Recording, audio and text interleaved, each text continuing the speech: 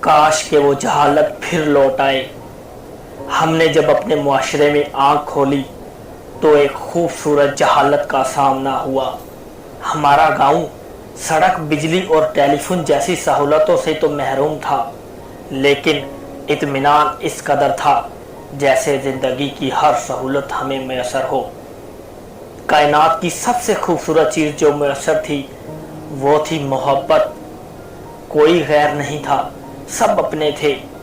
نانیال کی طرف والے سب مامے ماسیاں نانے نانیاں ہوا کرتی تھی۔ دادیال کی طرف والے سارے چاچے چاچیاں پھوپھے پھوپھیاں دادے دادیاں ہوا کرتی تھی۔ یہ تو ہمیں جب نیا شعور ملا تو معلوم پڑا کہ وہ تو ہمارے چاچے مامے نہ تھے بلکہ دوسری برادریوں کے لوگ تھے۔ ہمارے بزرگ بڑے جاہل تھے، کام ایک کا ہوتا تو سارے مل کر کرتے تھے۔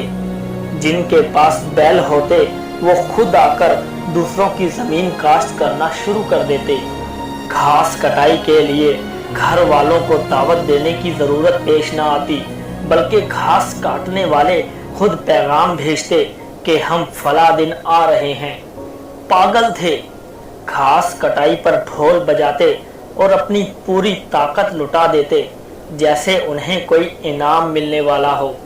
جب کوئی گھر بناتا تو جنگل سے کئی من وزنی لکڑی دشوار راستوں سے اپنے کندھوں پر اٹھا کے لاتے، پھر کئی ٹن مٹی چھت پر ڈالتے اور شام کو گھی شکر کے مزے لوٹ کر گھروں کو لوٹ جاتے۔ جب کسی کی شادی ہو تو دلہے کو تو مہندی لگی ہی ہوتی تھی، باقی گھر والے بھی جیسے مہندی لگائے ہوں، کیونکہ باقی کے جاہل لوگ خود آ کر کام کرنا شروع کر دیتے تھے۔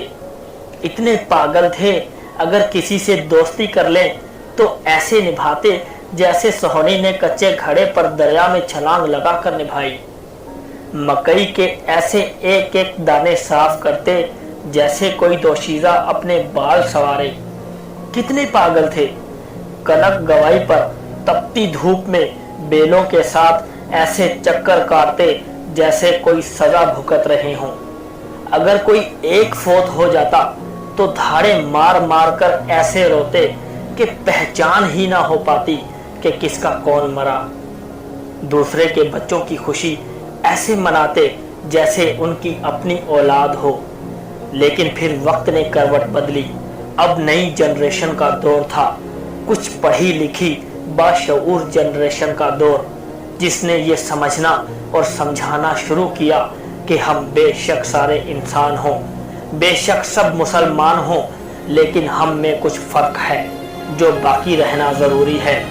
وہ فرق برادری کا فرق ہے، قبیلے کا فرق ہے، رنگ نسل کا فرق ہے۔ اب ہر ایک ثابت کرنا چاہتا تھا کہ میرا مرتبہ بلند ہے اور میری حیثیت امتیازی ہے۔